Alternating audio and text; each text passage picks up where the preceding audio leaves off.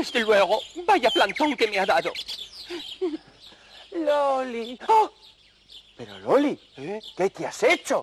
¿En dónde? En el pecho. ¡Oh, qué pechos ni qué narices! Es que ya no sabía cómo ponerme de tanto esperarte. Vaya horas, ¿eh? Loli, Loli, y te quiero, te quiero, te quiero. Tengo que perdonarte, Pepe. Yo también te quiero, Pepe. Fíjate tú. Loli, Loli, Loli. Pepe Pepón. Te quiero yo aquí. ¿Por qué no grabas nuestros nombres en este árbol? ¡Ay, sí! ¿Te parece ello? ¿Por qué no me sueltas la mano que me estás haciendo mucho daño? ¡Ay, es que me he dejado un chicle en la mano! Voy a hacer yo ello. ¡Bonga! ¡Ay, qué felicidad!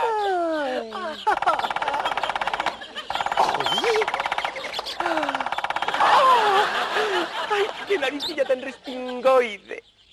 Y tan sugerente.